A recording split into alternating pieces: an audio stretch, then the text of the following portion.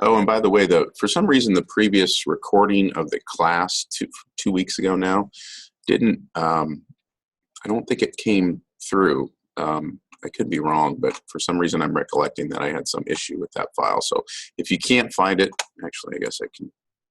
I watched it. Oh, you did? Okay, Yeah. never mind. And, yeah, when I record these things in this class, then I have to copy the file over to my office computer, and it's a huge file, so it takes a long time. For some reason, I thought I had an issue, but apparently that's the only issue is my bad memory. So, all right, so let me go back to here. Okay, so where were we? Week 4.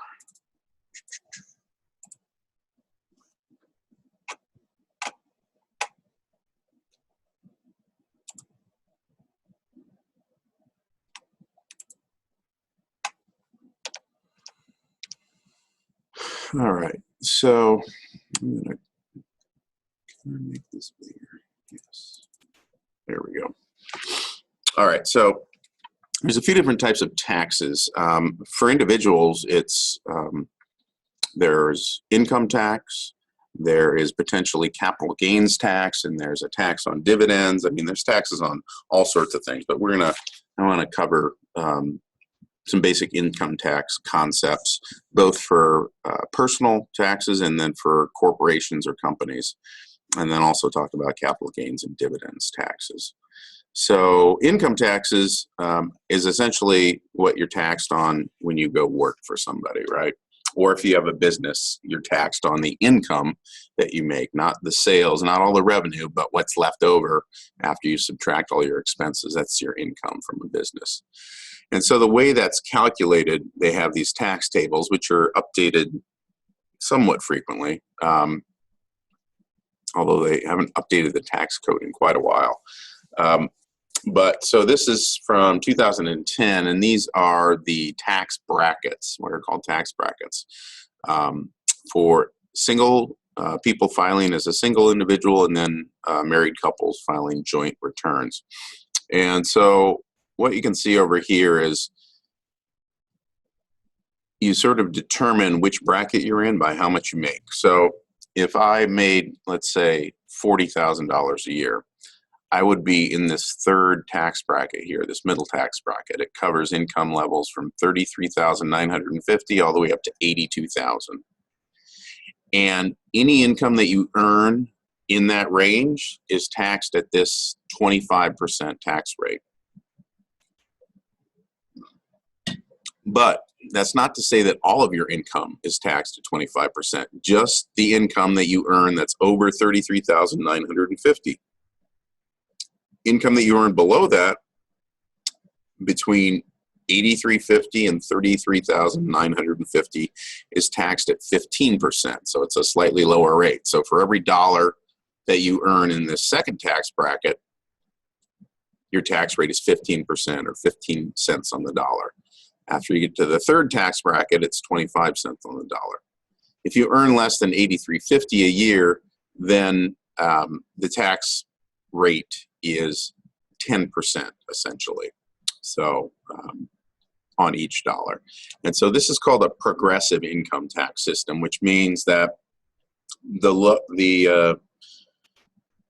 lower amount that you make in income, the lower percentage tax you'll pay on that. And so as you can see, these tax brackets go up all the way to this last one, which is over $372,000, which I think all of us can agree we'd love to be in that tax bracket.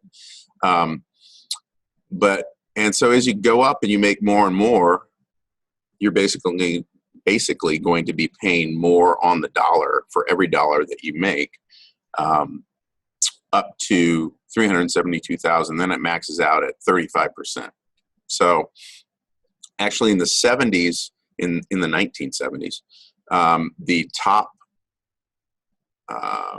tax rate on the top tax bracket was, I believe, 70%. So it's quite a bit lower than 40 years ago. This has been coming down since the 80s, essentially. But right now, the top tax rate is 35%. Again, though, this is, you have to think about this in the context of these brackets, because at each of these bracket levels, you're taxed at different rates. The first bracket, you're taxed at 10%, up to 8350, then you're taxed at 15% from there. And that's why if you go and look over here at the average tax rate at the top of the bracket, these numbers, except for the first bracket, which is 10%, aren't going to be the same as this number right here, because the average tax takes into account the percentage tax that you were paid in the brackets that were above you. So this reduces the fact that, or this reduces 15% down to 13.8%, because you're only being charged 10% up to 8350. And then from 8350 again to 33950, you're being charged 15%. But instead of being charged 25% or having your average rate at 25% in the third bracket, it's only going to be 20.4%. So any questions about that? That's just sort of how, at least in the US, progressive tax systems work. Okay, so basically on every dollar that you earn over a certain tax bracket, you'll be taxed this much. And that's called the marginal tax rate. It's the marginal tax rate is essentially the tax rate you pay on the last dollar or the highest dollar that you earn. So if I earned, again, $40,000, my marginal tax rate here would be 25%. That's what these rates are here. It doesn't mean I paid a total of 25% though.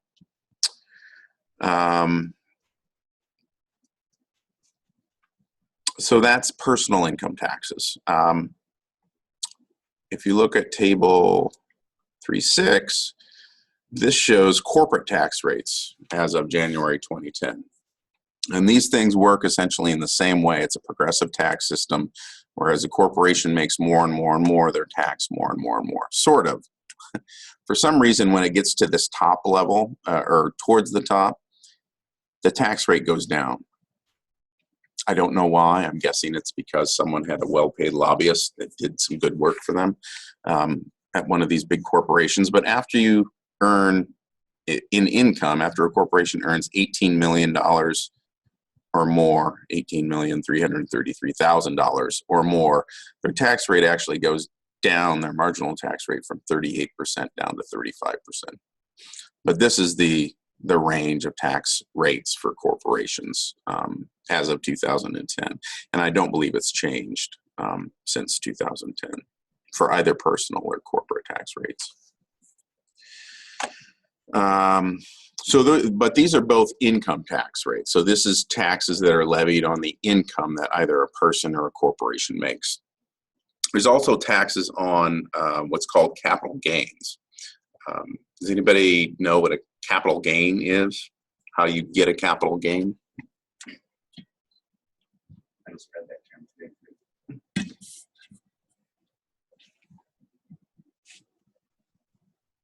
Any guesses? Guesses are fine. Well, it's in chapter 3.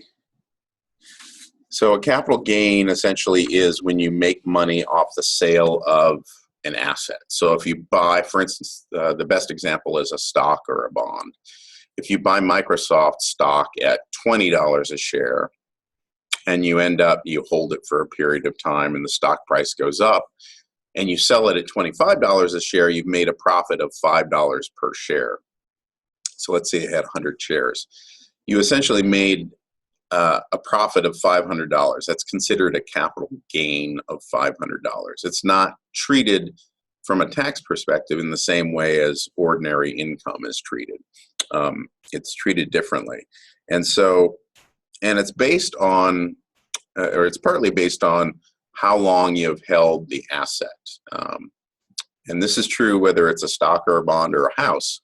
If you make enough on, if you own a house, and you make enough on that house, I believe you have to earn more than $250,000 on a house. So you have to either hold it for a while or own a house while the market is just inflating tremendously. But if you If you buy a house for $200,000 and you sell it for $500,000, then that's considered a $300,000 profit, and you would be taxed on a portion of that, and that's a capital gain also. But the way these things are taxed is they have short-term gains and they have long-term gains.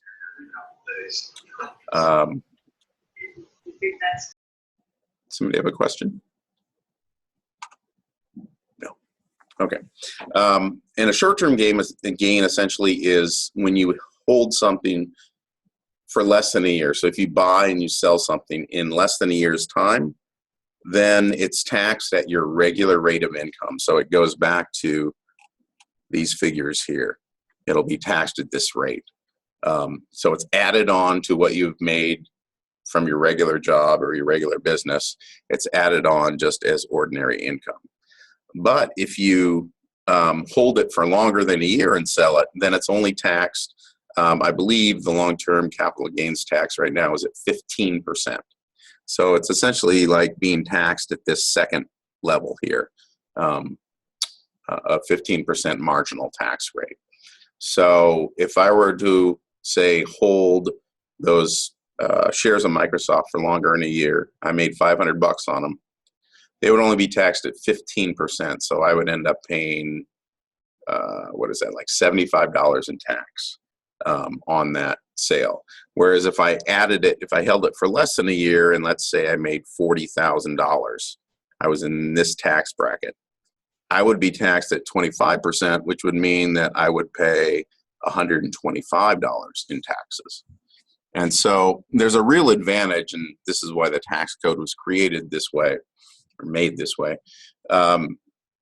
They want investors to hold stocks for a period of time. Longer the better, really. Investing should be thought of as sort of a long-range activity. And so this is one of the ways they try to incentivize investors to hold their securities for longer periods of time by essentially reducing the tax rate that you'll pay on any profits that you make from capital gains if you hold it for longer than a year. So capital gains are taxed differently, and this is something you'll want to understand and be able to articulate. Short-term gains are taxed differently than long-term gains, and the difference between those two is whether you hold the security for a year or longer. Again, that sort of year mark is a good mark for differentiating between a lot of things: current and long-term assets, current and long-term liabilities, and now short-term and long-term gains too. So that's capital gains tax, different from the income tax. And the last type of tax, and I'm going to talk about in here, is just a tax on dividends. So what is a dividend? I think I've talked about this previously in this class. Somebody give me a definition of what a dividend is.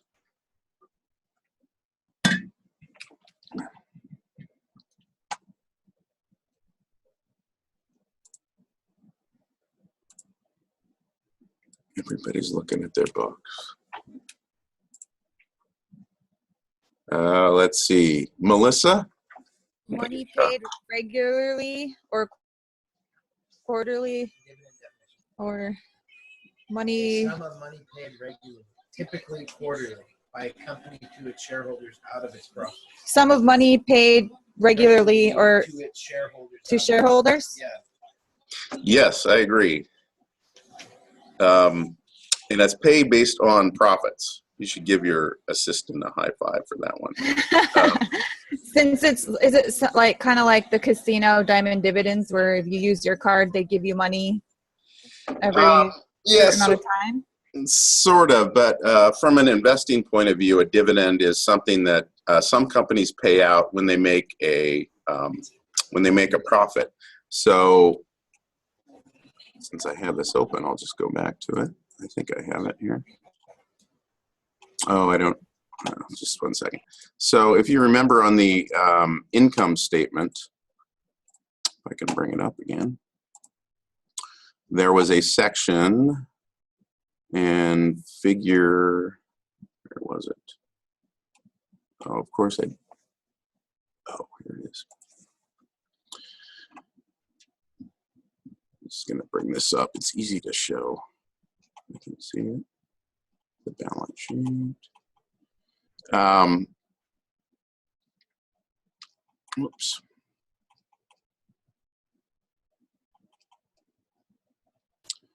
Here we go. All right, so if you look at table 3.2 in your book, which we went over previously, so this sort of shows companies, these allied food products, income statement for 2 years. And in 2011, they had this net income of 117.5 million. That's how much they made in profit. However, they distributed 57.5 million of that out to shareholders. So essentially a dividend is, and this is decided upon by the company's management and the board of directors.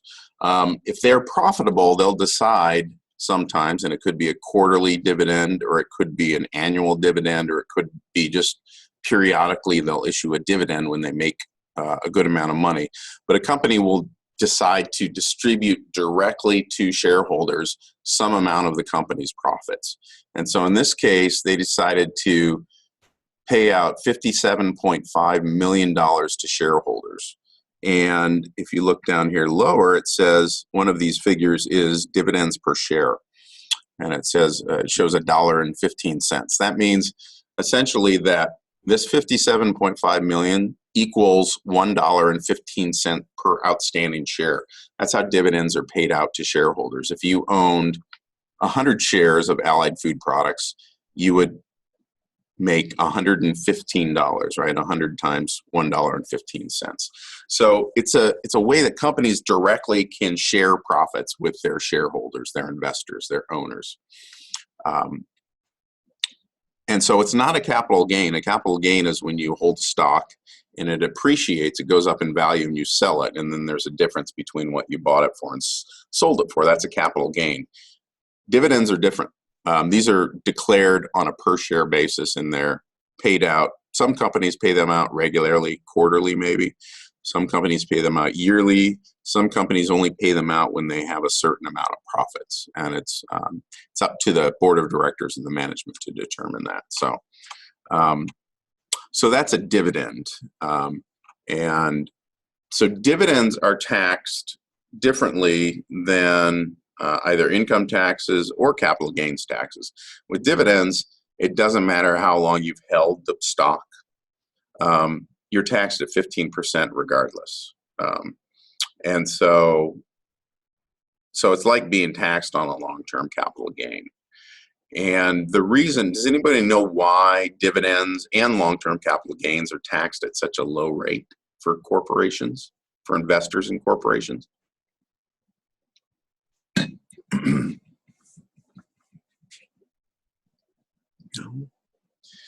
So the reasoning behind that is because C corporations, which we learned about in chapter 2, are taxed twice. They're taxed, the corporations themselves get hit with the corporate income tax, which we just talked about. So that's one tax. And then the investor, the person who holds the share, is taxed again when they either sell the stock or they get a dividend. And so investors in C corporations are essentially taxed twice. And so that was the reasoning why, I think it was maybe in 2008, they changed the tax rates for both capital gains and for dividends, and they made them, or long-term capital gains, and they made them both 15% because they felt that investors were already, quote unquote, being penalized by being taxed twice when they invested in C corporations, in publicly traded corporations. So, but that's dividends. So they're distributed on this, on a basis, on a per share basis, and they're taxed separately from capital gains and they're taxed separately from income taxes. So like the S corporations, they're the ones that aren't, they don't have to pay double taxation. correct. Yeah, the S corps. Yeah, the S corporations do not. The investors in the S corporations don't have to pay. Don't get hit twice with income taxes. Of course, the limitations for S corporations is they can only have up to 100 stockholders or shareholders. So they can't be, they're not traded on like the publicly on the New York Stock Exchange or anything like that. They're considered privately held companies. But yeah, that's one of the benefits of S corporations is their investors don't get hit with that double taxation. All right, so personal and corporate income taxes, capital gains taxes, and dividend taxes. You should be able to talk a little bit about those in preparation for the midterm test 2 weeks from now. So any questions on any of that information there about those different taxes?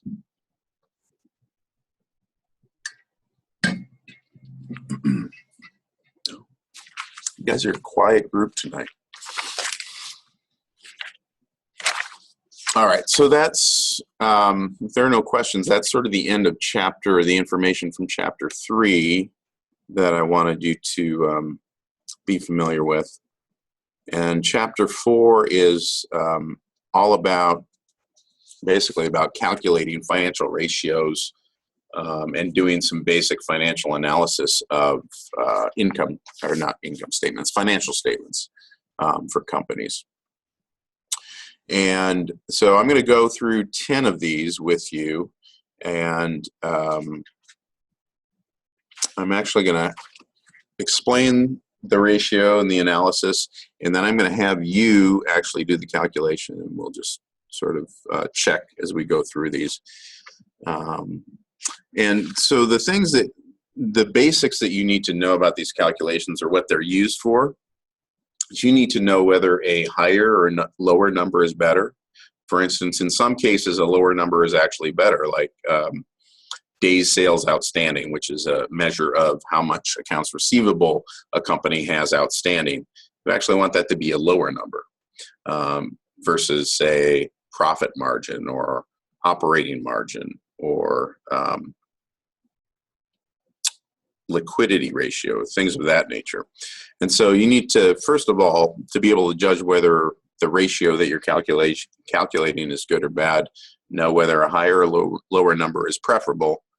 And then in the end, how these are used, they're used to either compare to competitors of the company.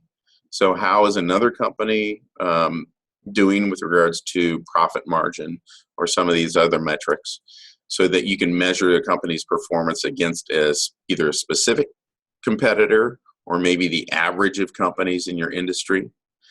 Or you can use these numbers to compare the company to a benchmark. And a benchmark is essentially a group of companies who are the top performing competitors in your industry. So if you're let's see, if you're Yahoo, for instance, their numbers aren't good at all. But if they were going to compare their profit margin or their operating margin with other companies, the benchmark would probably be companies like Google, who do very well in that industry, in that technology industry. And so Yahoo would want to, and their investors would want to compare these financial ratios against these other high-performing competitors in their industry. So, so those are just 3 basics, because you can calculate any of these numbers, but unless you know what it means and how to use it, it's really worthless. And so just keep that in mind. Today we're going to sort of focus on getting to know the calculations and what goes into them, but then later on, I'm going to ask you to be able not only to calculate it, but then to be able to compare it to other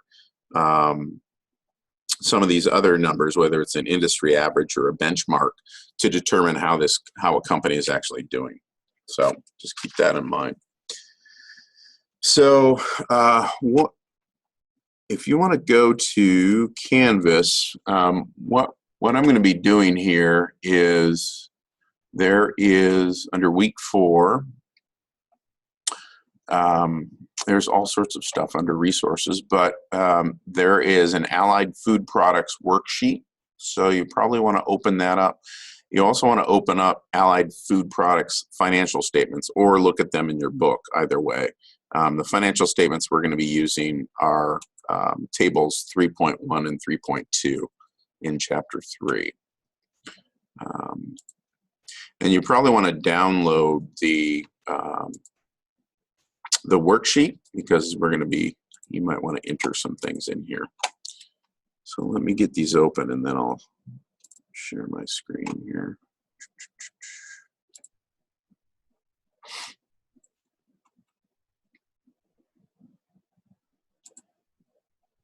And the two financial statements, again, that we're going to be using right now are the balance sheet and the income statement. And we're going to do these calculations based off of this information in the provided in tables 3.1 and 3.2 right now. And then later on, I'm going to give you some other financial statements that you'll use to crank through these calculations on. All right, so.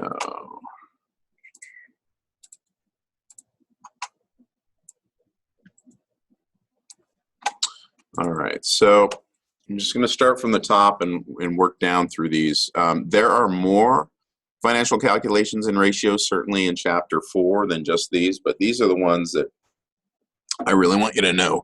I think these are the most beneficial both for public and private companies to be able to calculate and know what these figures mean. So we'll start with the liquidity ratios.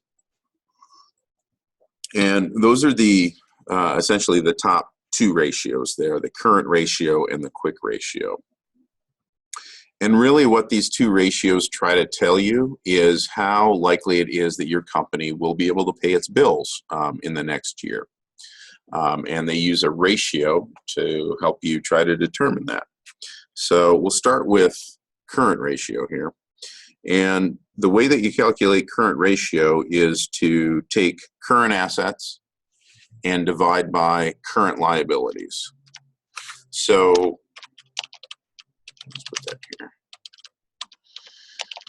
Where would I find these numbers? In which financial statement? Income statement or balance sheet?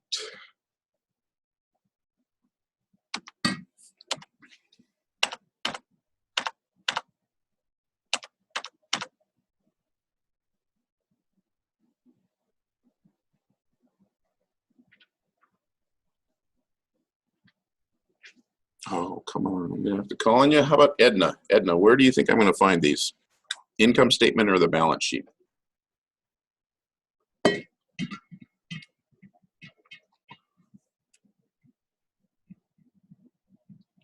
looking for current assets or current liabilities and current liabilities. Oh, balance sheet? I was trying to unmute it. I couldn't find the button. Oh, okay. Yes, the balance sheet, exactly. So if we're using the 2011, let's use the 2011 numbers here from the balance sheet. What are the current assets for Allied Food Corporation? 1,000? Yes, 1,000, or in this case, I think they're reporting it in like millions, yeah. So technically 1 billion, but yes. So we'll take 1,000, and then what are the current liabilities? 310? 310, yes, 310 million. So somebody calculate that real quickly for me. 1,000 divided by 310.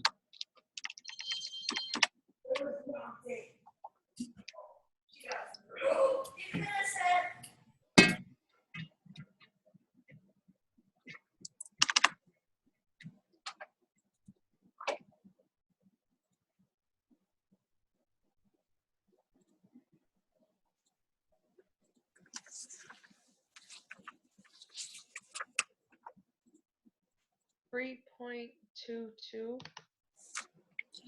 3.22?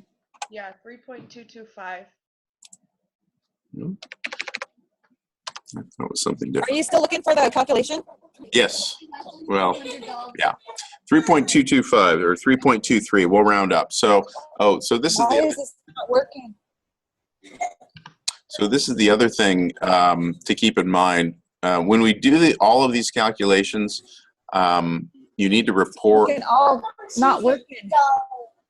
I don't get that. It sounds like it's working to me. You need to report all these to the hundredth, so 2 decimal points basically. So 3.23 is how I would report that, since it was 3.225. So we round up to 3.23. So that's the ratio, the current ratio. And what that means is that this company has 3.23 times the number of current assets to current liabilities. So this company probably is in a pretty good position to be able to pay their bills, because they have $1 billion in current assets that they could use, and they only have $310 million in current liabilities, or things that they need to pay off in the next year. So this is a pretty, in general, this is a pretty good ratio, a current ratio. Again, it depends on the industry that they're in,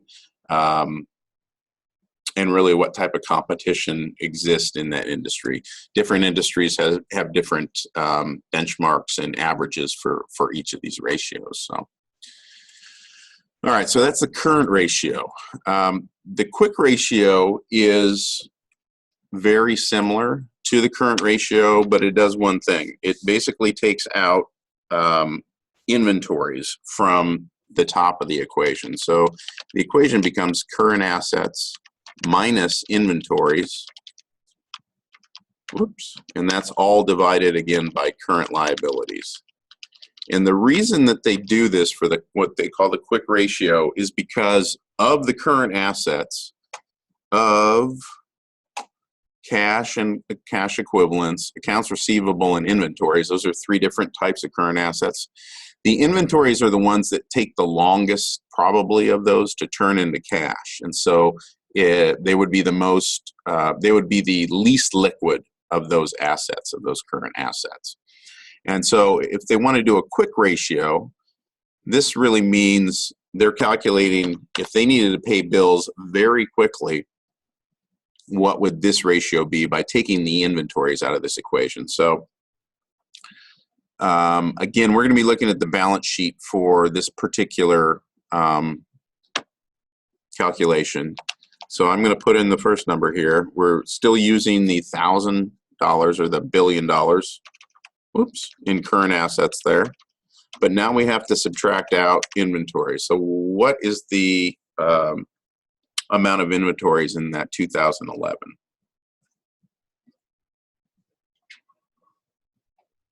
Is that 615? Yes, 615 million. So we subtract that out, and then we divide by the same current liabilities of 310 and calculate that. So can somebody, everybody, try to calculate that and give me a ratio for the quick ratio? 1.24. 1.24, yes, exactly. So you need to make sure that when you do this calculation that you do the subtraction first before you divide by 310. It's sort of algebraic stuff, but if you don't, then you won't get the correct quick ratio. So as you can see, the quick ratio is a lot lower than the current ratio, and that's because we took out this big chunk of current assets, the $615 million in inventory. But they still have 1.24 times the number of assets, even after they take out their inventories, of their liabilities. So that means they have more current assets than they do current liabilities, which is a positive thing. When might either of these numbers, either the current ratio or the quick ratio, be concerning to someone? Like, what numbers would you not want to see there? Negative numbers? Yeah, definitely not negative numbers. Yeah, that would be really bad. You would not even really want to see anything less than 1, because that means that for either of those ratios that you have less current assets than you do current liabilities, which means you have less to pay off your bills than you have bills to pay. And so that's a concerning trend. If either the current ratio or the quick ratio is, especially the current ratio, if that's less than 1, then you're in big trouble. If the quick ratio is less than 1, then it's a little less concerning, but it's still not a place that most companies want to be. because it means they're going to have a hard time paying their bills in the next year. Sorry, Steve, I was having, my internet was all shaky, but where are you guys getting the numbers from? What page is it on? So if you go to Canvas in week 4, there's well, actually, there are tables 3.1 and 3.2. And so under Oh, week, okay. yeah, under week 4, I think it's listed as, it's listed as Allied Food Products financial statements. So you can Oh, okay. click on the link there. Thank you. Yep. So both 1 and 2 are considered liquidity ratios because they're ratios of how liquid a company is, how easily they can pay off their bills, how easily they can turn their assets into cash. And so that's what these liquidity ratios measure. So any questions about those first 2 ratios? Are you going to post all this stuff that you're typing on Canvas or no?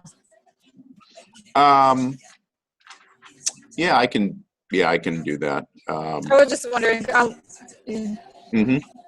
Yeah, I'll make a note to do that.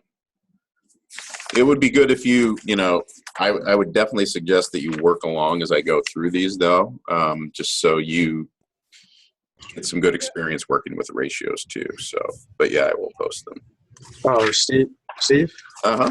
Can you hear? I was on Canvas before, but ever since you put I'm locked in your screen now. I can't even get back into Canvas for that works. I think it's, you may need to minimize the screen. So if you go up to the upper right-hand corner, I think you can just minimize the video screen or make it smaller. You go to the options one. I can press escape. Or press escape. Options thing and do exit full screen, and that way you have access to the rest of your. It will make this screen a little bit smaller, so that way you can see your other one. Did that help that, Austin? Oh, yeah, okay, I got it now. Okay. Thank you. Yep. Yeah, thank you guys. All right, so we're going to move on and do the next 2. And I'm sort of grouping these in the way that the book groups them. They sort of put them in a framework of organizing what they're trying to measure. And so the next 2, the inventory turnover ratio and the days sales outstanding, are considered asset management ratios. It's primarily because these ratios tell you how well a company is using its assets to operate, to make money. And so the first one, the inventory turnover ratio, is a measure of how quickly a company sells through its inventory. And as a for-profit company, you don't want like a huge level of inventory that takes you a long time to sell through, because that means that you have a lot of money locked up in your inventory that you can't use anywhere else because you've used it to create all these products that are sitting there slowly selling through. So it's most beneficial if you can maintain a fairly low inventory level and then just continually restock it with new products so you sell through it and you're not locking up as much of your money and other resources in your inventory as if you would have a higher level of inventory. So the inventory turnover ratio tries to measure how quickly a company sells through their inventory. And so basically the way that you calculate this is simply by taking sales, and I'm going to make a distinction here because in some income statements you're going to have, and in most of the ones I give you, you're going to have sales and then you're going to have net sales. And the difference between those two is sales includes everything that's sold. Net sales takes out the amount of products that are returned for whatever reason to the company. So if the company sells $2 million worth of goods but has $200,000 worth of goods that are returned for some reason, either because the customer didn't want them or because they were faulty products, then that $200,000 comes out of the $2 million and it creates this net sales amount of 1.8 million. And that's really, the net sales is a more accurate measure of sales for any company because it removes the stuff that you're really not, you're going to have to give back the money on those sales, right? The revenue that you earn. So you don't want to use the total sales amount. And let me see here. Oh, I should have. On 3.1, just trying to see, I can't remember if this particular income statement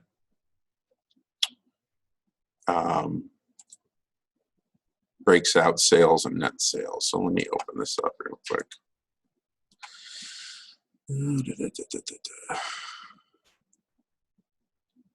No, they just give you net sales at the top. So just be prepared for the exercises that you're going to do next week. In fact, I guess I can show you that right now.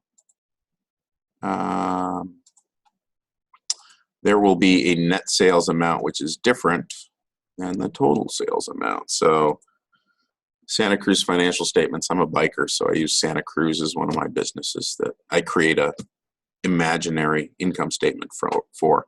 So if you see on this, operating revenue, you have sales of 34,250,000.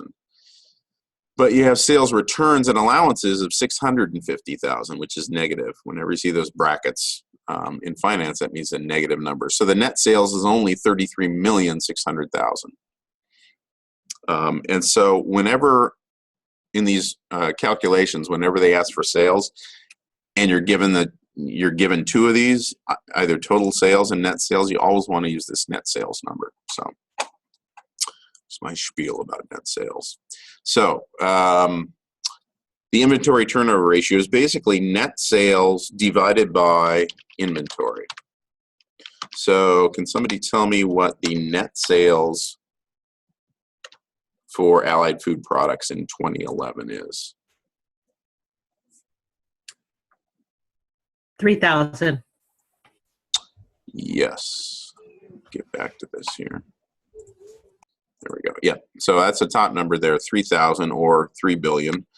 So we'll take that number, and then for inventories, we simply use the inventory level at the date of the balance sheet. So what is the level of inventories at that date, 2011?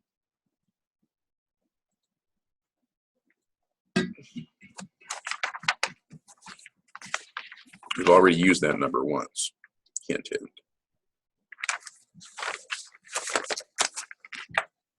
615. 615, yep. So that's the number. So in this particular ratio, you're going to have to take one part of it from the income statement, net sales, and the other part of it from the balance sheet.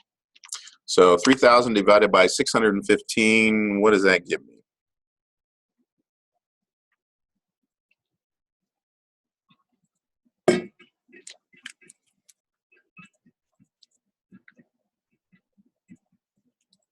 $4.89.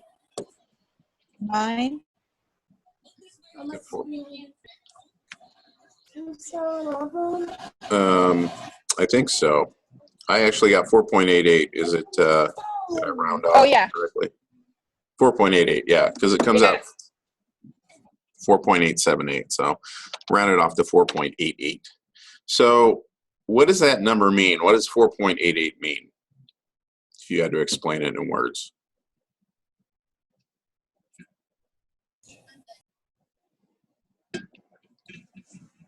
Based on this equation right here.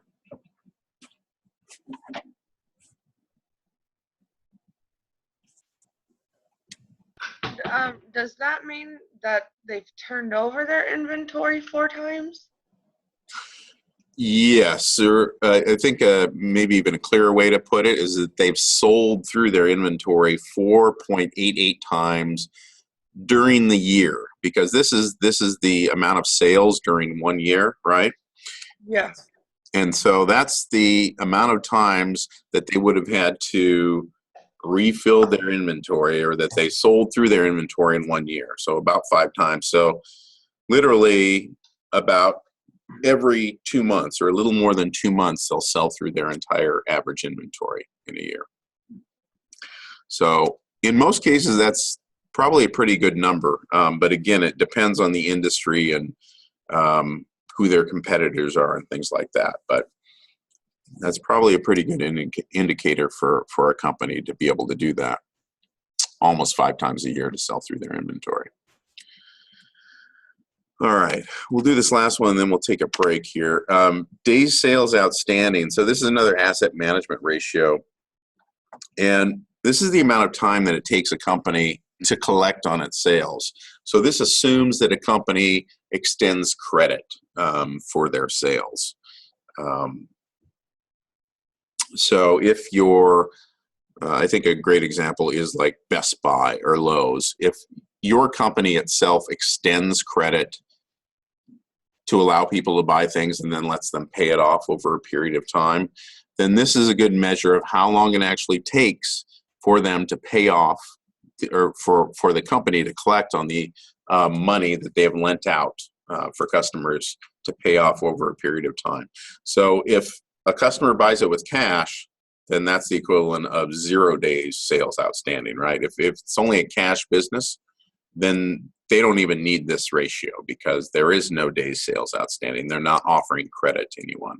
But if they are offering credit, they want to be able to measure that and sort of see how long a period of time they're typically extending this credit out to their customers.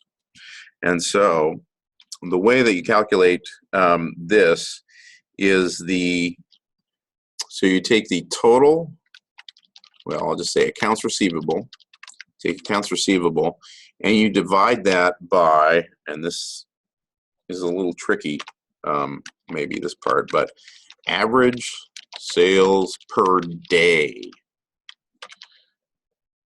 Here. I'm just gonna, by the way, I'm gonna start abbreviating accounts receivable to AR and accounts payable to AP. You should be hopefully familiar with that by now. So you calculate this days sales outstanding by taking your AR and dividing it by your average sales per day. So not on a yearly basis, per day. So to do this calculation, what is our accounts receivable? Just all of the money that's coming through from somebody to purchase it, right? Well, right. So for definition, accounts receivable would be the money that is owed to a company by its customers. So on the financial statements for Allied Food Products, where would you find that, and what's the number for accounts receivable? 375. 375, right. 375 million. Again, I'm going to leave out all these zeros. And then how do we calculate the average sales per day? Because it's not directly on any of the financial statements, but you can figure it out. So what would I do to figure out average sales per day? The net sales divided by 365.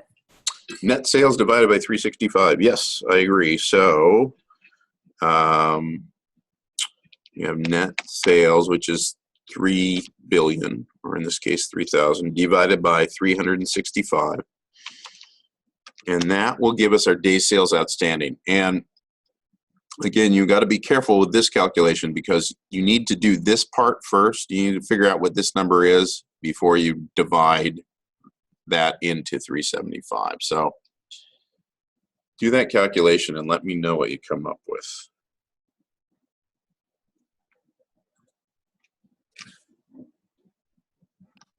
$8.22. 8.22? Yeah. No, that is not correct. No.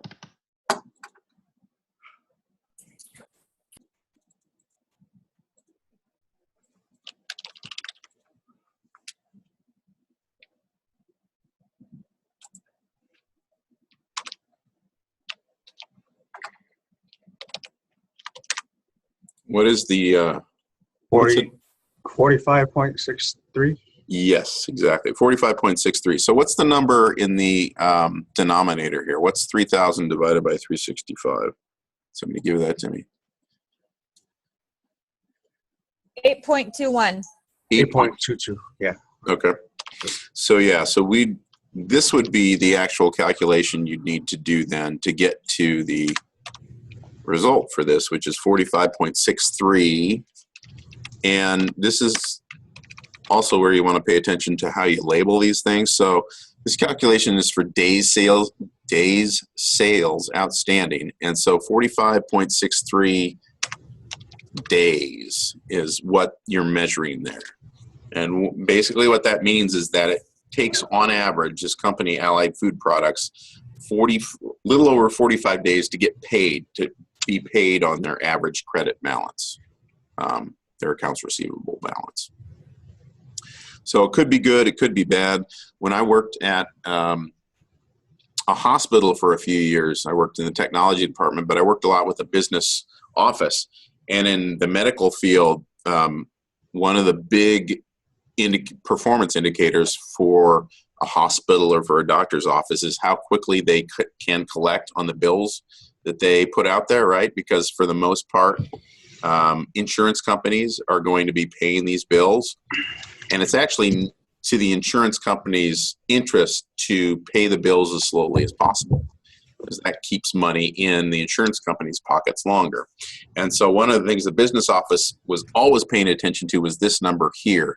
And it would fluctuate between maybe 40 days and 60 days. And when it got up to like 80 days, then there would be big concern, and the CFO at the hospital would come down and they'd look at it and they'd determine why it was taking so long for the hospital to get paid on bills.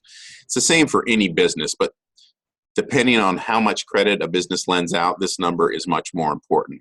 Businesses who don't extend credit themselves, or maybe they just take credit card transactions, this number isn't a big deal. But for other companies who actually do work or provide products or services and extend credit to their customers themselves, then this is a really important number, because it impacts how quickly they get cash back in for the sales that they made on either their products or their services. So it's sort of a measure of how effectively a company uses their accounts receivable, their asset. So, all right. So I think we're going to take a break now. But any questions on 3 or 4, either of the other ratios? No? Okay. Let's take a 10-minute break, and then we're going to come back and we're going to work through the last 6, I guess, calculations here in chapter 4.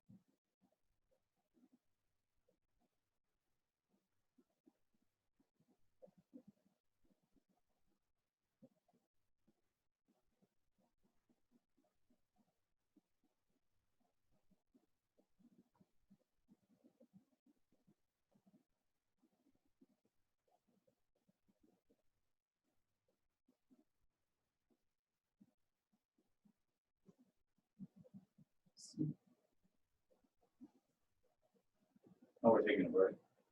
I'm looking here. You're gonna just stay in that? Yeah, an hour. Probably somewhere between 45 and an hour. We just now took the 10-minute break. Okay, I'll be out of here around 6 o'clock. Oh, you're gonna go home? Oh, no, my car's here. I'm gonna probably need to be in the office. I'll start coming out. Okay. Sounds good.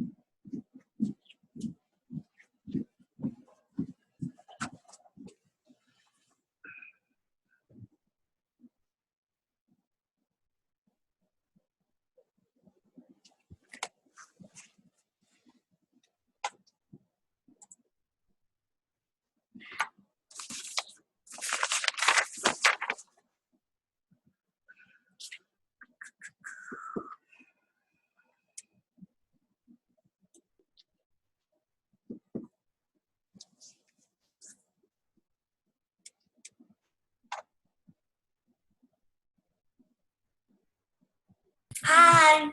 I'm Steve. Hi, Steve. Hi there. Oh, bananas? Uh-huh. All right. I love bananas.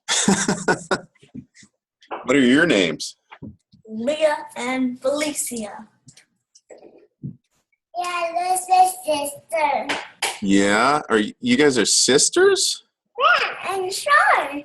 I see. I think I can see the resemblance. Mhm. Not just because you're eating bananas either. Mhm. Are you guys at school with your mom or are you at home? My school have kids. Them hurt me. Yeah. What grade are you guys in? I don't think you're in school yet, are you? No. No. How about you? Are you in school? Mhm. What grade? Fifth. Fifth grade? Really? Wow. Hey, Mom. That means you must be like, what, 8 years old? 11. Oh, 11. Gotcha. Okay. No, I'm just joking. I thought you were going to say you were 5. I can't see how tall you are. I have a 5-year-old and she's in kindergarten right now. So she loves school. Do you like school? No? You got to like school. Yeah, how are you? Do your teachers tell you jokes at all? Mm-mm. No? Oh, well, that's probably the problem. Tell them they need to tell you more jokes. Then you'll enjoy school more. My mommy birthday too. Does your mom enjoy school? Does she like this class?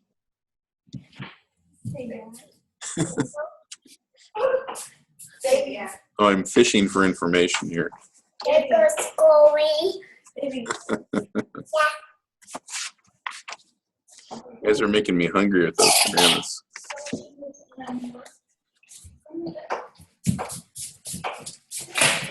Later, I'll let you work. Oh, okay. You let me work? All right. And they fade out.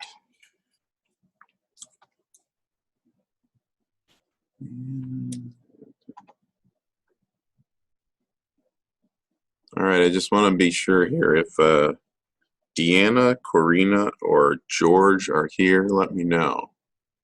I don't see either of you out there, and any of you out there in Zoom land.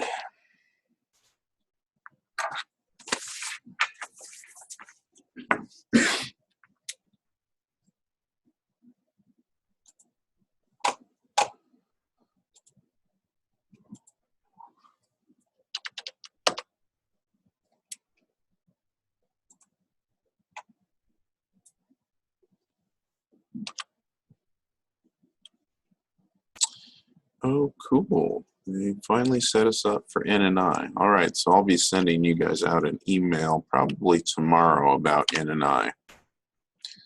Just a FYI. They just literally sent me the connection. Have you done NNI in any of your classes, Paul? No, I'm not familiar with it. Really?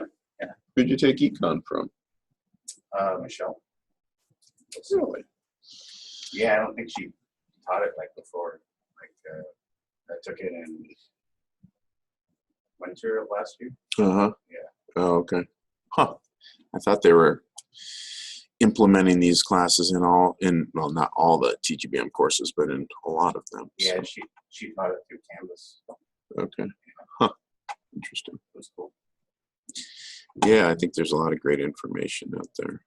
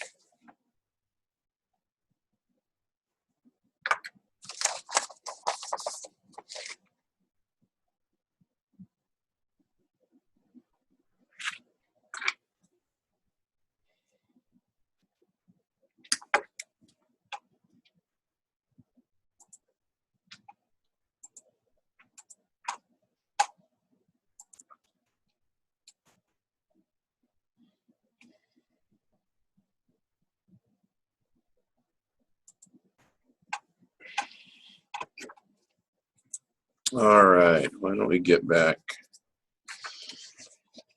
going? So we've covered liquidity ratios and asset management ratios. And the next two, numbers 5 and 6, are considered debt management ratios. So how will a company utilize its debt?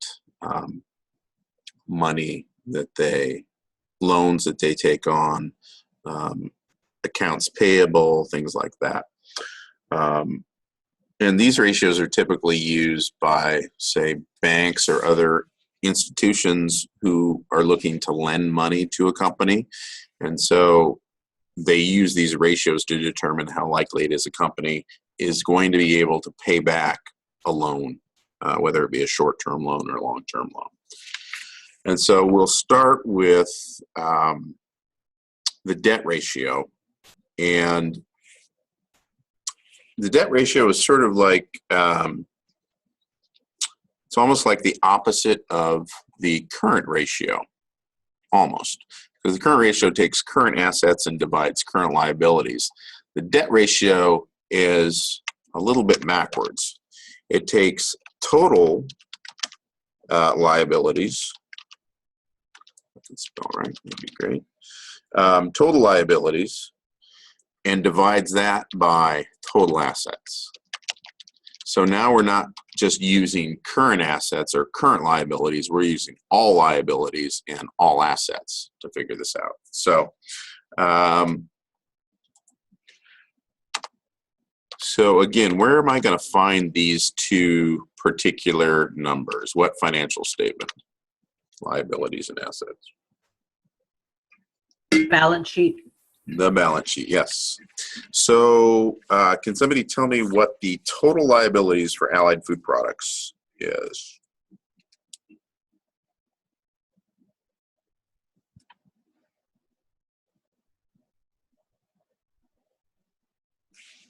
Is it 310? No, it is not 310. Total debt. Total debt. 1060. 1060, yes. Yeah, so it is, so you take all of these current liabilities, which add up to 220. Whoops, I'm sorry, I'm on the wrong year here. 2011. So you take the current liabilities, which are 310, you have your long-term bonds. And so long-term bonds are essentially long-term loans company has for 750, and your total debt or your total liabilities equals 1,060. So we'll go back here, 1,060. And how about total assets? What are the total assets for 2011?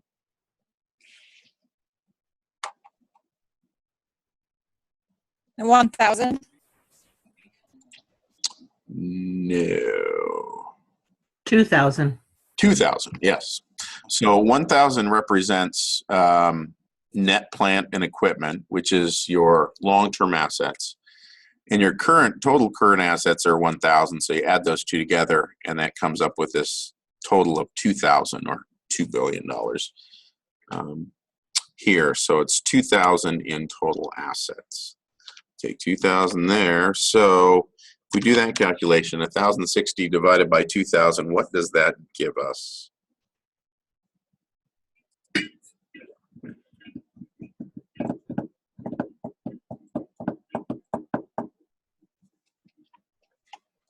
.53 or .54.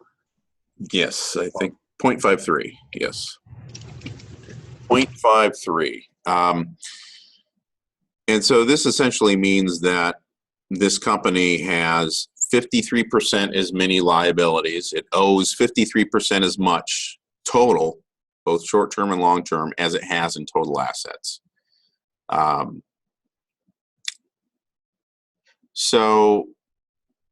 So this can be expressed either, again, in 0.53, or you can express it as 53%, either way. Whichever way makes most sense to you is fine. So if a bank was looking to lend to this particular company, they would look at this number, determine how highly leveraged this company is. What highly leveraged means is how much debt they have relative to the assets. how many total assets they have. So this company is essentially, you could say, 53% leverage. As this number starts getting closer to 1 or 100%, then that's when lending institutions will look at this company in a much more negative light, because that means that they already have a lot that they owe compared to their total assets.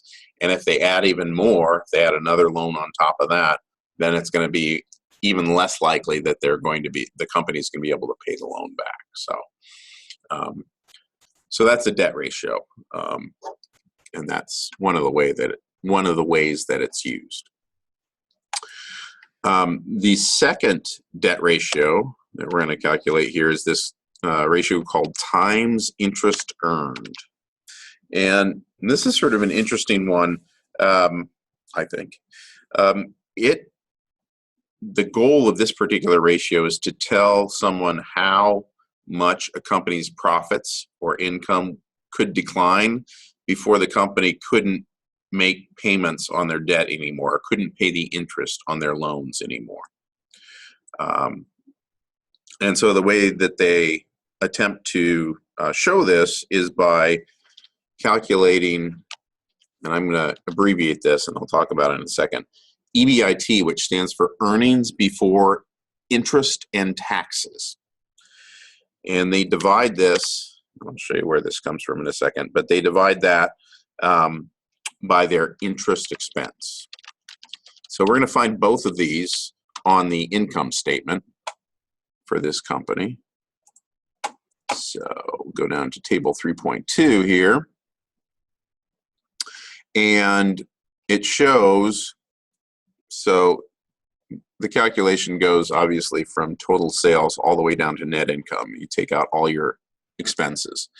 So EBIT, earnings before interest and taxes, or another term that they use to describe it is operating income, because it's the income that comes from operating activities, not the impacts of taxes or the impacts of interest on loans. So it's just from operating the business. But we're gonna use EBIT because that's sort of what's standard in the industry. So EBIT in 2011 was $283.8 million. So that's going to go, excuse me, it's going to go in the numerator on the top here, 283.8.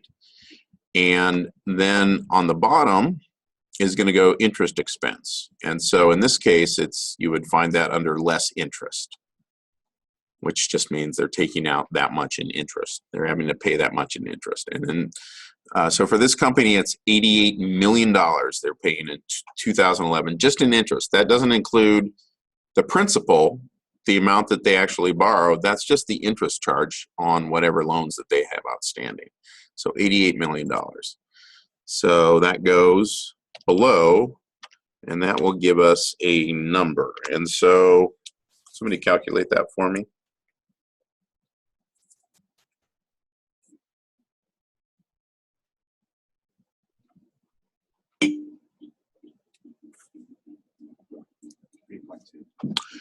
Three to the hundreds. Oh, okay. It's 3. No, to 2 decimal places. Oh, 322. I think it's 3. Is it, if you round off, is it 3.23? 3.22. 3 point. Let me calculate it. 3.8 divided by 88. So 3.225, I round to 3.23. So if it's 5 or more, then you're going to round up. If it's 4 or less, you're going to round down. Yeah. So it'd be 3.23. And so this essentially means that the earnings before interest and taxes can decrease by 3.23 times, or 323%, before the company would not be able to make their payments on their interest. So it has to decrease quite a bit before the company can't make payments on their interest. So in this case, it's probably a pretty decent ratio for interest earned. And this isn't represented in percent for this particular ratio either. You will want to sort of reflect it like that, just as the number. Basically, you're showing how much more you earn in proportion to the interest expense that you pay out during a year. So it's 3.23. All right, so those are two. The debt ratio and times interest earned ratio are two debt management ratios. It's how a company utilizes debt, both how much debt they already have, which is what we're calculating up here in the debt ratio, and 6 is really calculating the proportion of interest that the company is paying to how much profits that they're making, how much operating income they have. Any questions about those two? No. Okay. All right. So let's, oops. So the next two, actually the next four, the last four ratios we're going to be calculating are basically profitability ratios. So they measure in different ways how profitable a company is, whether it's based on how much equity they have, how much assets they have, or if it's based on income to sales, like the percentage of income to sales. And so we'll start out with the return on equity and the return on assets. And these are often abbreviated, you'll hear them abbreviated as ROE for return on equity, and here ROA for return on assets. You might hear them expressed that way too. But the return on equity, and both of these ratios I think are pretty straightforward.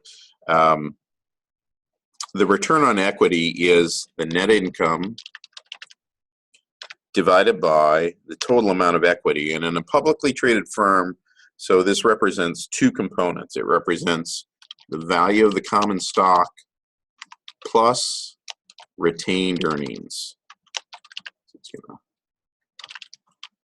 So those are the two things that you have to add to the denominator to have this calculation. So for 2011 with Allied Food Products, what was their net income in that year?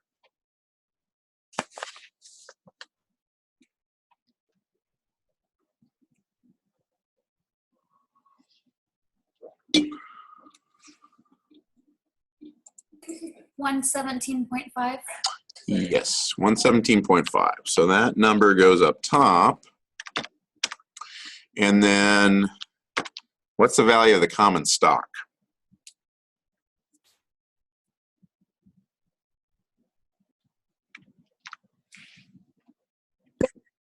$30.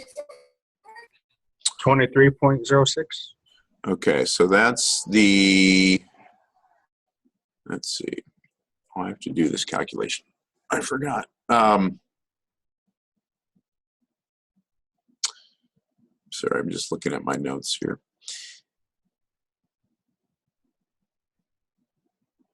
So the stock price is 23.06.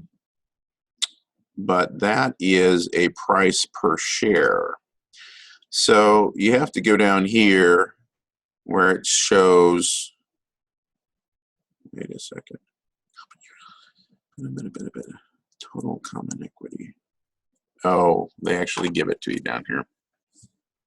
This isn't a very good example of computing total equity because they give you a share price which isn't actually the price at which the stock was initially offered. It's the price at which it's trading right now. And so we're going to use this number down here, which comes from the calculation of book value per share. They actually give you the total common equity. Let me show you and so it's 940 million. I'm just going to put that in here for a second and then show you on income, another type of income statement, how this typically is represented.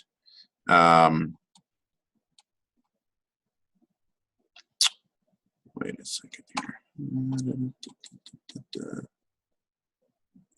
Oh, I think I have to open this up. Oh, okay. So you can see it over here. So on this, and this is from the balance sheet, not the income statement. You can see on this example, this is the Santa Cruz financial statements that you're going to be using for your assignment this week. But under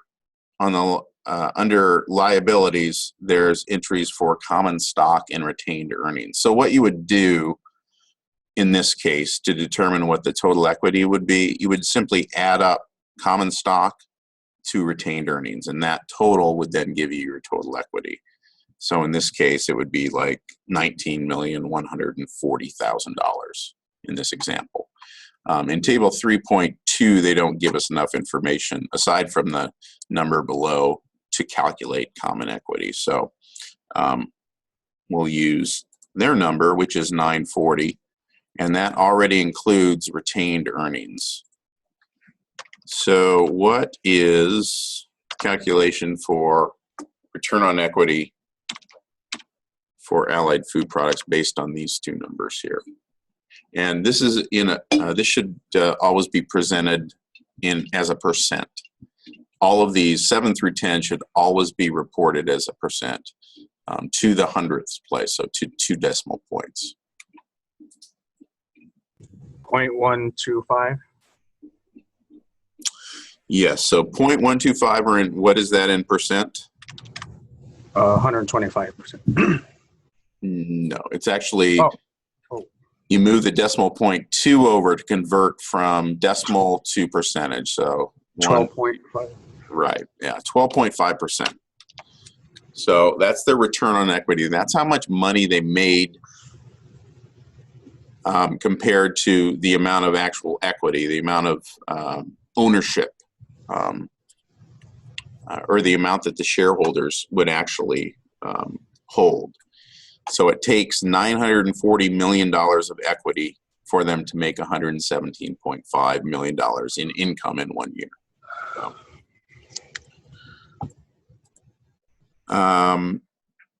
So the return on assets is very similar to return on equity. The numerator is the same. It's net income. And in this case, we're just going to divide net income by total assets. So this should be really easy. Again, our income is 117.5. And what are our total assets again in 2011?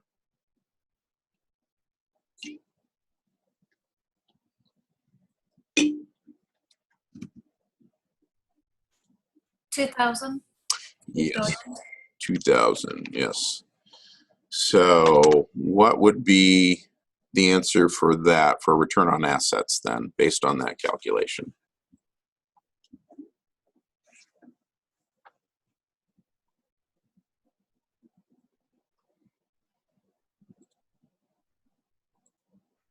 .059 or 5.9%. Yes, or to 2 decimal places, again, 5.88%. Up here, actually, was that exactly 12.5? Yeah, so this one actually we could should report as 12.50%. Because we're taking everything to 2 decimal places. So for this one, it's 5.88%. So that means it took, of the total assets that the company had, they made a return of 5.88% during the year. So it took them $2 billion in assets to make $117.5 million in profit, in income for the year. It depends. I mean, some companies need less assets. You know, certainly big like manufacturing companies take a lot more assets to make income, whereas maybe companies such as certainly like service-oriented companies like attorneys and architecture firms and things like that who provide more services, then they don't take as many assets to make that amount of money. So I was reading about that in the beginning about Blockbuster. How Yeah. it went from really high and then Netflix came into play and Yeah. yeah, employees and Yep. stuff like that. Yeah, the Netflix and Blockbuster is a great example of a new technology coming in, just like destroying what was. Yeah, because Blockbuster couldn't compete. They had to have stores at all these different locations, and that costs a lot of money. Whereas Netflix could just have these big warehouses. Yeah. So a lot less cost in fixed assets, a lot less cost in employees, I'm sure. All right. So the last two profitability measures we have here, we have operating margin and profit margin. And the main difference between these two is that operating margin just takes into account the income from operations. So, get back here. Where is that?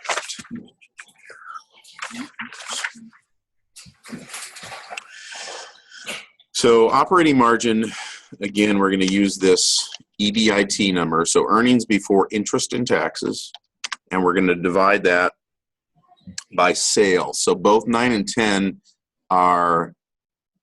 it's a ratio of a type of income to sales. So in this case, it's just operating income, EBIT, divided by sales. Again, should be net sales here. If they only give you one sales amount, then you can use that. But if they give you two and one's net sales, then always use that. So again, then what is EBIT for 2011 here? 283.8.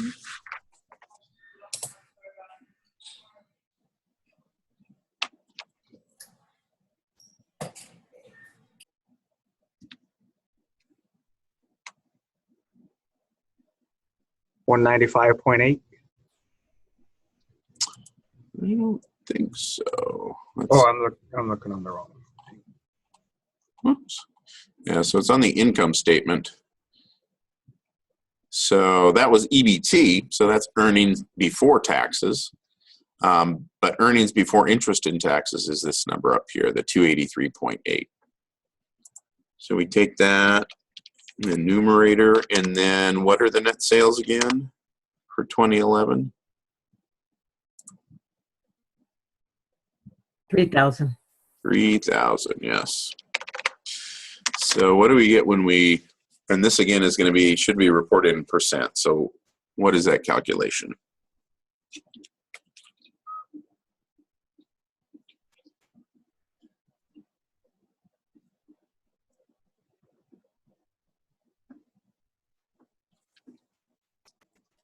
.095.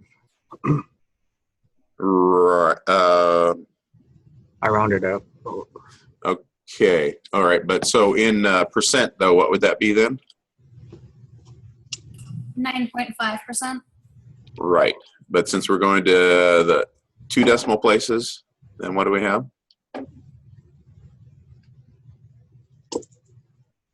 9.5. 9.46. Right. Because to 2 decimal places in percent, then that's 9.46 as opposed to 9.5. That's just 1 decimal place.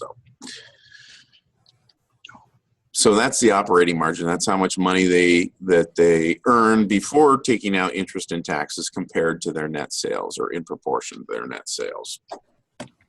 And the last one, profit margin, is almost the same as operating margin. Whoops. But instead of taking EBIT in the numerator, we just take net income. So that's what's left over after everything is taken out, including interest and taxes. And we divide that by net sales.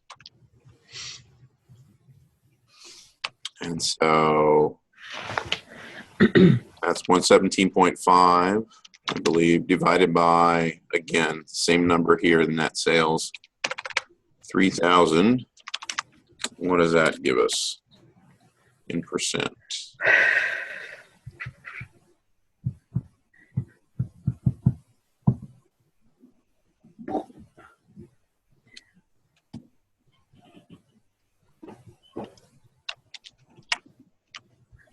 $3.9.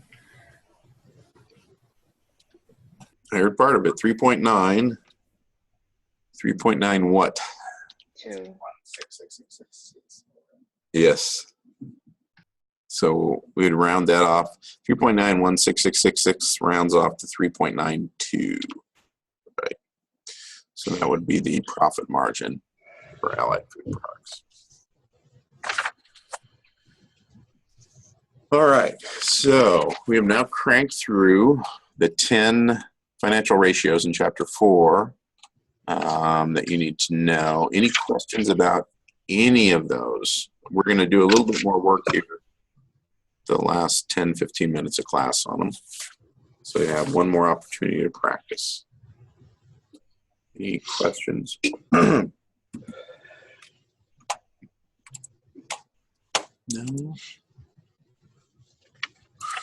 Got all sorts of windows open up here. Okay, so what I would like to do is, so this is going to be for extra credit in class exercise here. If you click on under week 4, there's a link, in class exercise, McDonald's financial statements. And so you can click on that. I'd recommend clicking on download it so you can open it up in Excel. Sometimes this display doesn't work very well for these spreadsheets. So just open it up in Excel. Make it big. And then, so this is sort of the format of the typical, oh, I didn't change that. I made this, but I changed the numbers up from my Santa Cruz income statement. Unfortunately, I didn't change the title in the income statement portion of it, so ignore that. But on the 2 tabs in this Excel spreadsheet, the first tab is income statement, the second tab is balance sheet. And they should both be for McDonald's, so just pretend that the income sheet says McDonald's at the top of it. So what we're going to do here, see, for the next 10 minutes or so, we'll do 3 of these. And basically what I'm going to ask you to do is to calculate a financial ratio and then to use your nifty little chat thing to send me. So private message me the answer. And I'll give you 3 minutes for each of these things. And so send me the answer in 3 minutes. And if you get it right, then I'll give you some extra credit. And we'll go over them after you're finished with them. But, all right, so that's what we're going to do. Sort of like Jeopardy, but different. All right, so the first thing I'm going to ask you to calculate here, so question number 1. Better set my timer here first. Is I'm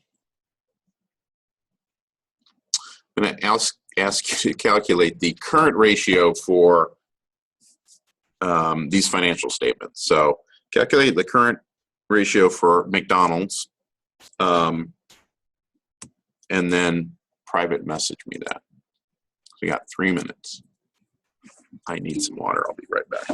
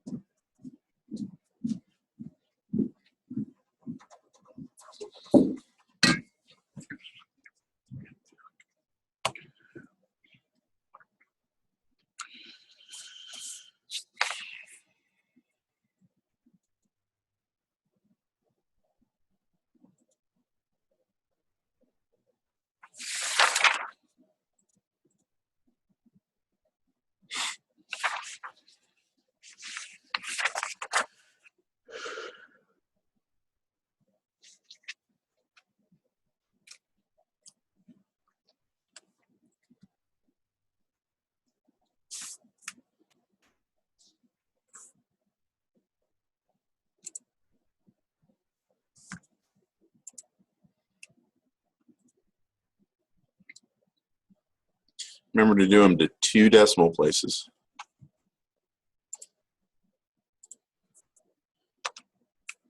Oops.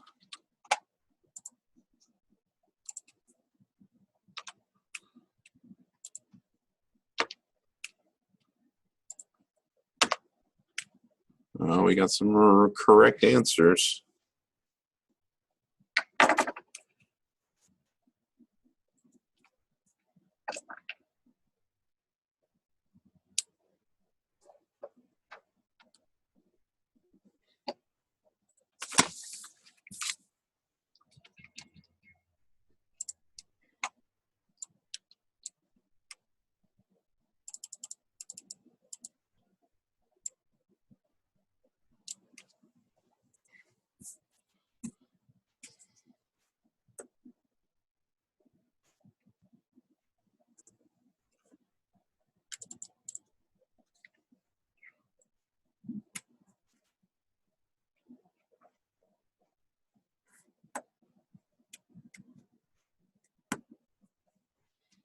Three.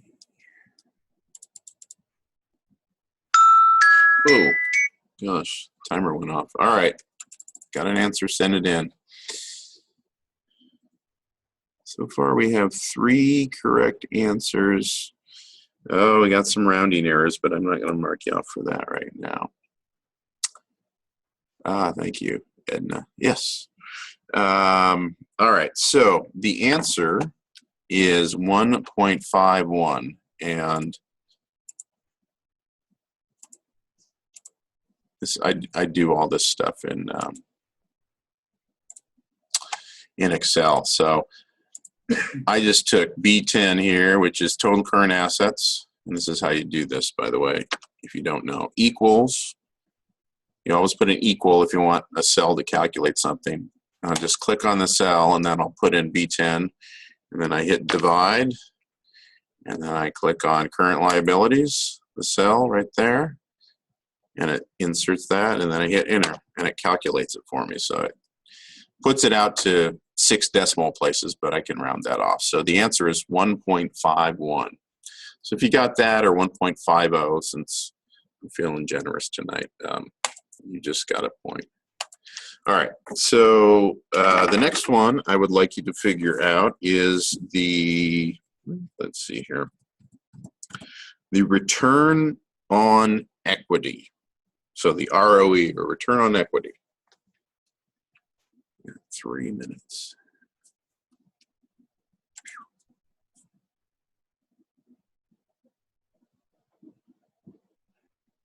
And if you're missing these, if you don't have the equations or something, they're in chapter 4, so you should be able to find them.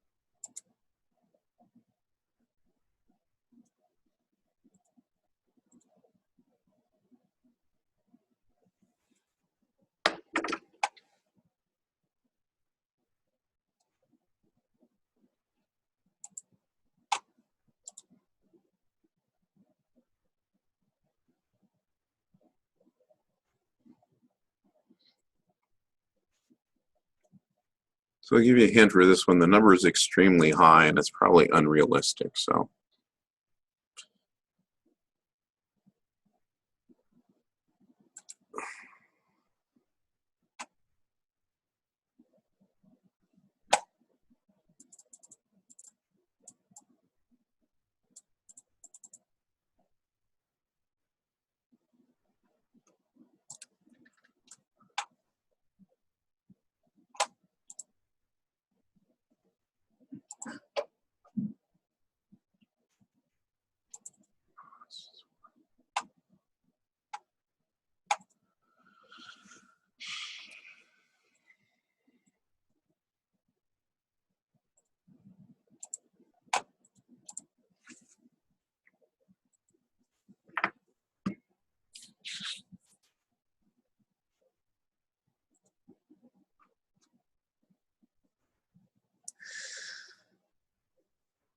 No correct answers so far.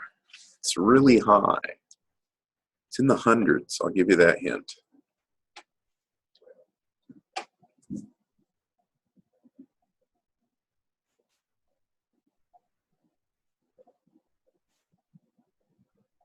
Oh, there we go. We got one.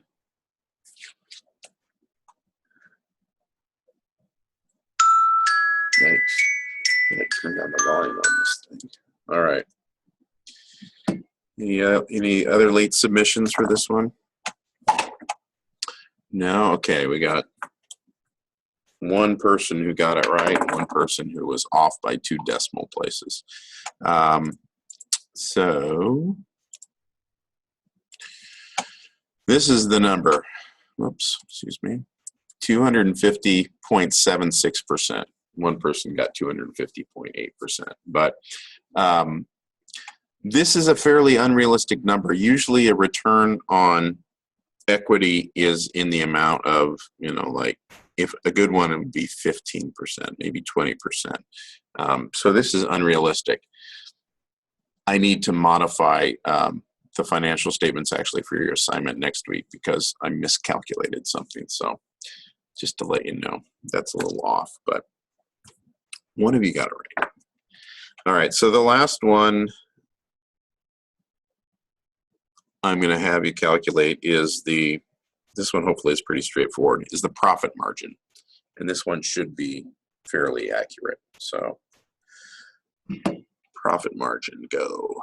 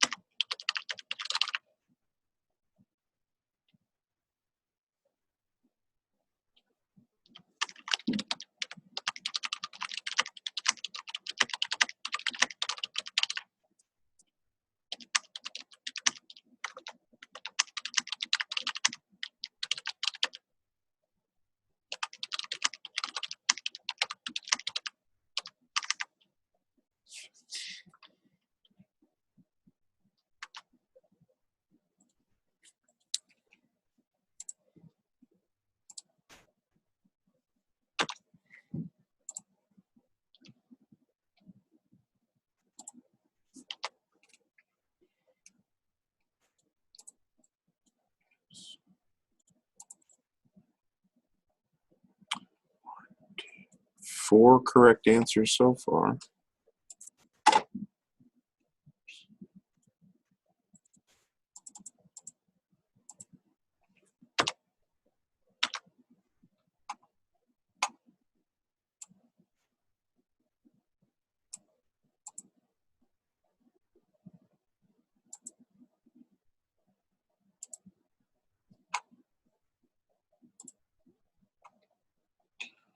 Five, 2 decimal places.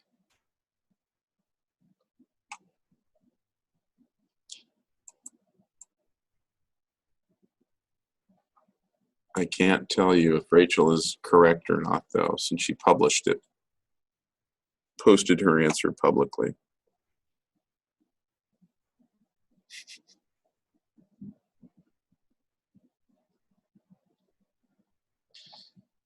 Put it in percent to 2 decimal places.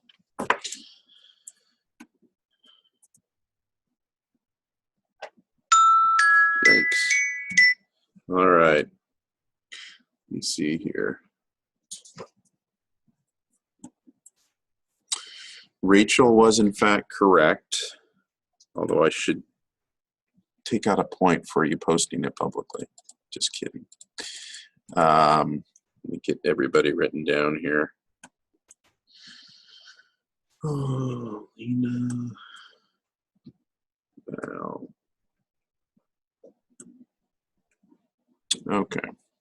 So, yeah, so that calculation is pretty straightforward. It's just net income divided by net sales gives you 7.11%.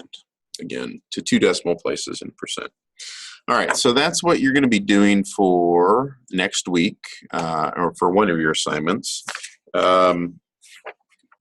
Actually, there's a couple assignments, so let me take you out. And as I mentioned, if you didn't hear, during the break, I noticed that I'd gotten an email from NNI, and they have finally posted the link to sign up. So I'll be emailing you out that information probably tomorrow too. But so under week 4 here, which is where we're at under assignments, there's one writing assignment, and if you click on this Member 2 Nation Sustainable Economies link, this will take you to, well, it takes you to the assignment, but then it has this link to a video also. And so what the assignment is to watch this video. It's about an hour, and it's by the chief of the Member 2 Nation, which is in, I believe, Far East Canada, from a person named Terrence Paul, and he talks about how they essentially made their economy more sustainable, some of the steps that they took. So watch the video, take notes on what they did, and then what I'd like you to do is to type 2 pages talking about what they did and then comparing it to your own community and any steps that your own community has taken or maybe that you feel need to be taken, and whether or not you think that those steps will be successful in the end. So that's one assignment for next week. There's also hold off on the Santa Cruz financial calculations assignment until I let you know tomorrow, because I need to change some of those numbers. I'm going to make myself a note right now so that they make more sense, so that we don't have 251% return on equity. Because although that would be great, it's not very realistic. So I will do that, and then I'll email out after I correct those. So I'm just going to remove the assignment. And then also chapters 4, questions 4, or question 4-11, A through I only. So there's a link under resources for this. But basically, this is 4-11 here. And it, what they want you to do is to read what occurs over here, and then to determine how it would impact current assets, the current ratio, and net income. So for each of these A through I is what I'm asking you to do. You need to either put a plus if it's going to increase, a minus if it decreases, or a 0 if it either has no effect or you can't tell what the effect would be. So for each of these, you'll have 3 answers for each of these letters questions here, either plus, minus, or 0 for those. So that's 411. And then I think the last thing is just to read chapter 5 for next week, which is what we'll be working on next. Yeah, read chapter 5. And I'll, as I said, I'll post some information about logging into NNI too. So you might have one other assignment, but it will likely be just to log into NNI for the first time so that I can make sure you're good to go for the following weeks. So any questions about anything that we've gone over tonight, or assignments or anything else? Are we done with the McDonald's financial statement? Yeah. I was just using the McDonald's, the very poorly constructed McDonald's financial statement for an in-class exercise. So, yeah. All right. If there are no other questions, then I will see you a week from today. Remember, next Monday there is no school, so don't come to school, or else you'll be lonely.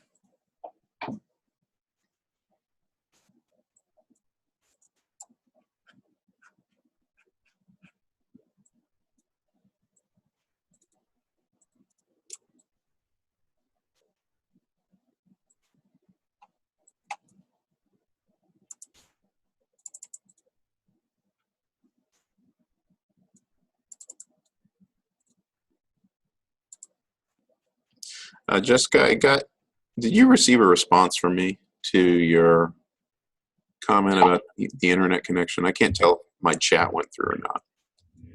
Was that just the message that said opening? No. That's the only response I got to it. Okay, yeah. So basically, if you're having a hard time with your internet connection, a couple things. Was the audio and video cutting out tonight too? Not your audio and video, just Mhm. the other student. Okay. And you weren't able to open up the documents? I was able to. It just took an extra minute. Oh, okay. Yeah, Yeah. I'm not sure what's going on with my computer. Oh, okay. Yeah, the one thing that I don't know what kind of internet connection you have, but if you're connecting from home, I do know that one thing that has caused problems for some folks is if you have like other people using the computer in your house and they're like gaming, doing internet gaming, that takes a lot of bandwidth. And so that's caused some people to have really bad connections. So if that's the case, you might need to ask them to hold off on gaming while you're in class. Yeah, actually, I think it's my computer because I have high speed 110, so I have the fastest internet you can get at home.